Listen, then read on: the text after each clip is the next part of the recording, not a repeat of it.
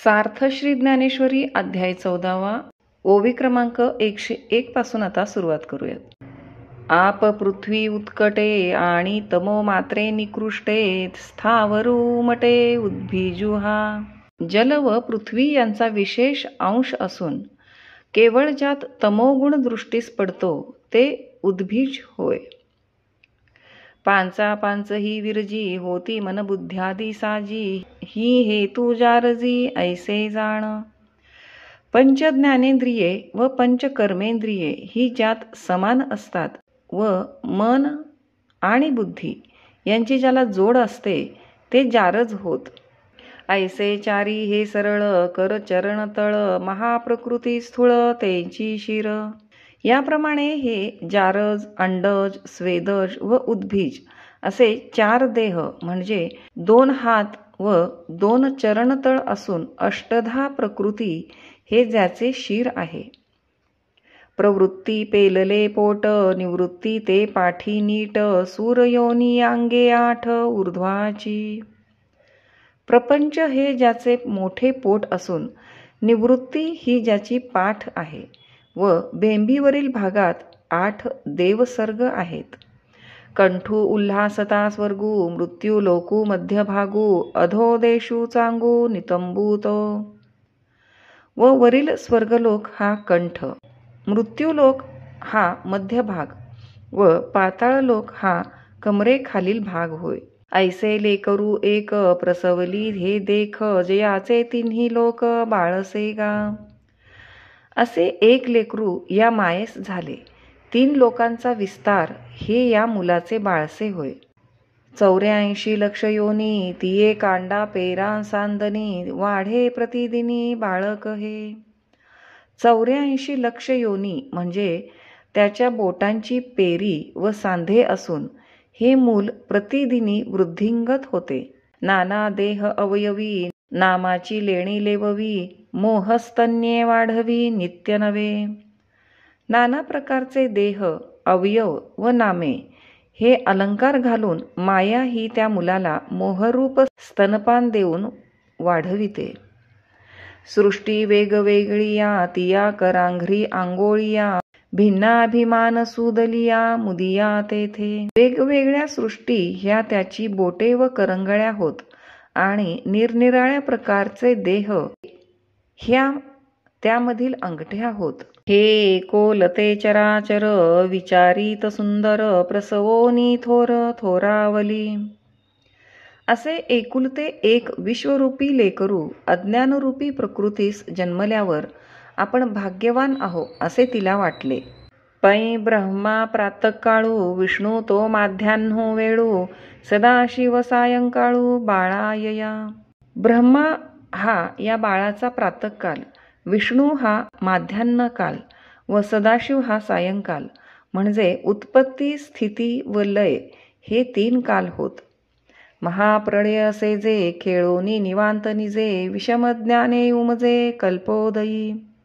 आणि महाप्रलय हे याचे अंथरुण होय, त्यावर खेळ खेळून हे निवांत निजते व पुन्हा कल्पाचा उदय झाल्यावर विपरीत ज्ञानाने जागे होते. अर्जुना या परी मिथ्या दृष्टीच्या घरी युगानुवृत्तीची करी चोज पाऊले. अर्जुना याप्रमाणे मिथ्या ज्ञानाच्या व्यवहारात कालगतीच्या योगाने हे लेकरू पाऊल टाकू लागते. संकल्पू जयाचा इष्टू अहंकारू तो विनटू ऐसिया होय शेवटू ज्ञाने यया. ज्याचा संकल्प हा आवडता स्नेही असून अहंकार ही शोभा आहे, अशा या बालकाला आत्मज्ञान झाले म्हणजे मरण येते. आता असो हे बहुबोली ऐसे विश्व माया व्याली तेथ साह्य झाली माझी सत्ता.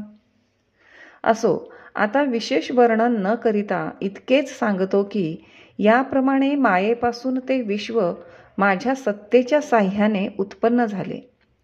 श्लोक 4. सर्वयोनिषु कौन्तेय मूर्तयः संभवन्ति याः तासां ब्रह्म महद्योनिरहं बीजप्रदः पिता.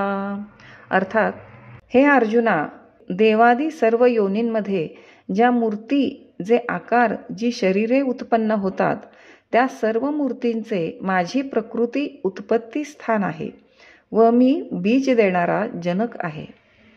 या कारणे मी पिता महद्ब्रह्म हे माता अपत्य पंडुसुता जगडंबरू. यास्तव अर्जुना मी बाप, माया ही आई व हे जग आमचे लेकरू आहे. आता शरीरे बहुते देखोनी न भेदे हो चित्ते, जे मन बुद्ध्यादी भूते एकेची येथे. या जगात पुष्कळ शरीरे दृष्टीस पडल्यामुळे जग माझे अपत्य असून माझे व त्याचे ऐक्य नाही अशी शंका तुझ्या मनात येऊ देऊ नको. कारण सर्व भूतांची उत्पत्ती मन, बुद्धी वगैरे पंचेंद्रियांपासूनच आहे. हा गा एकची देही, काय अनारिसे अवयव नाही, तेची विचित्र विश्व पाही एकची हे. हे पहा की एकाच शरीराला निरनिराळे अवयव नाहीत का? त्याप्रमाणे या जगात जरी पुष्कळ देह पडले तरी सर्व एकरूप आहेत. पै उंचा निचा डहाळिया, विषमा वेगळा लिया, एकाची जेवी झालिया बीजाचिया. हे बघ, झाडास लांब, आखूड, जाड व बारीक अशा फांद्या एकाच बीजापासून उत्पन्न झालेल्या असतात.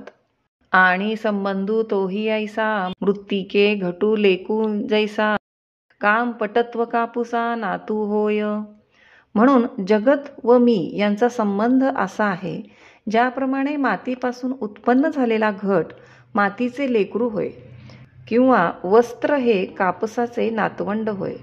कारण कापसाचे सूत बनल्यावर त्यापासून वस्त्र तयार होते. नाना कल्लोळ परंपरा संतती जैसी सागरा, आम्हा आणि चराचरा संबंधू तैसा. अथवा समुद्रावर उत्पन्न होणाऱ्या असंख्य लाटा ज्याप्रमाणे समुद्राची संतती आहे, त्याप्रमाणेच चराचर व मी यांचा संबंध आहे. म्हणून वन्ही आणि ज्वाळ दोन्ही वन्हीची केवळ, तेवी मी गा सकळ संबंधू वावो. म्हणून अग्नी व ज्वाला ही दोन्ही ज्याप्रमाणे अग्नीचीच स्वरूपे होत, त्याप्रमाणे मी व जगत ही दोन्ही एकच स्वरूपे असून मजपासून जगाची उत्पत्ती असा संबंध मानणे व्यर्थ होय. जालेनी जगे मी झांके, तरी जगत्वे कोण फांके, किळेवरी माणिके लोपीजे काही. जगाच्या उत्पत्तीमुळे जर माझे स्वरूप लोपते म्हणावे तर हे जगत कोणाच्या तेजाने प्रकट होते? हे पहा, माणकाच्या तेजाने माणिक झाकले जाते का? अलंकाराते आले तरी सोने पण काही गेले, किंप कमळ फाकले कमळत्वा मुके. तसेच सोन्याचे अलंकार बनविल्याने त्यातील सुवर्णत्व नाहीसे होते का? अथवा कमळ उमलल्यावर त्याचे कमलत्व नाहीसे होते की काय? सांग पा धनंजया अवयविया, आच्छादिजे किंतया तेची रूप. अर्जुना, अवयव धारण करणारा अवयवाने झाकला जातो किंवा अवयवांसह वर्तमान असणे हेच त्याचे रूप आहे. सांग बरे. किं विरूढ लिया जोंधळा, कणिसाचा निर्वाळा, वेंचला की आगळा दिसत असे. जोंधळ्याचे बी पेरल्यावर त्याला कणीस आले म्हणजे तो कमी झाला म्हणावा का वाढला म्हणावा? म्हणून जग परवते सारुनी पाहिजे माते, तैसा नोहे उखिते आघवे मीची.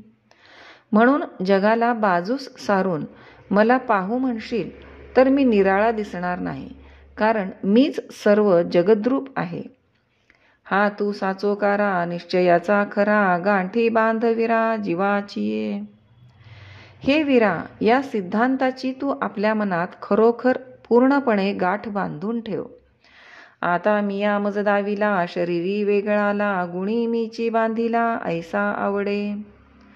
आता मी जरी पुष्कळ शरीरांनी वेगळा दृष्टीस पडलो तरी सर्व शरीरे एकाच गुणांनी बांधलेली आहेत असे समज. जैसे स्वप्नी आपण उठून या आत्मस्मरण, भोगीजे गा जाण कपिध्वजा. हे कपिध्वजा, ज्याप्रमाणे मनुष्य आपण मेलो आहो अशी कल्पना स्वप्नामध्ये करतो. यापुढील श्लोक आणि ओव्या उद्याच्या भागात.